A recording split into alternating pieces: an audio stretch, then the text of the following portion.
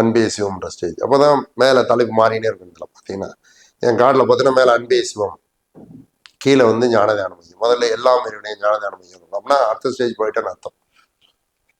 அந்த ஸ்டேஜில் அடைஞ்சவங்களாம் யார் இருக்காங்களோ அவங்க ஆட்டோமேட்டிக்காக நான் அதை சொல்லுவேன். இயேசு கிறிஸ்து, நபிகள் நாயகம், 63 நாயன்மார்கள், 18 சித்தர்கள், நிறைய பேர் வள்ளலாறு 200 வருஷத்துக்கு முன்னாடி வாழ்ந்தவர், இப்போ வாழ்ந்துட்டு இருக்கவர் எனக்கு தெரிஞ்ச வரைக்கும். நான் இன்னும் நேரம் சந்திச்சது இல்லை.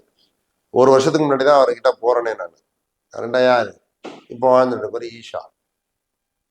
அவர் பேருக்கு மிகப்பெரிய குற்றச்சாட்டுகள்லாம் நிறைய இருக்குது. அதெல்லாம் ஒன்றும் கிடையாது. போய் பாருங்க. வாழ்நாளில் நீங்க எங்கேயாவது போய் பார்க்கணும்னு நினைக்கிறீங்கன்னா அங்கே போய் ஒரு தடவை தங்கி பாருங்க. அவங்க எப்படி வச்சிருக்காங்க எல்லாத்தையும். அவ்வளோ அது ஒரு சொர்க்கம். அவர் பவுண்டரி கிட்ட ஒரு சொர்க்கத்தை ரெடி பண்ணி வச்சுருக்காங்க. அது எல்லாருக்கும் சொர்க்கமா இருக்குமான்னு எனக்கு தெரியாது. ஆனால் அங்கே சொர்க்கம். அங்கே போய் பார்த்தா தான் தெரியும். அவர் வாழ்ந்து கொண்டு இருக்கிற மனிதர் என்னை பொறுத்த வரைக்கும். ஸோ என்னுடைய இண்டிவிஜுவல் கருத்து அது.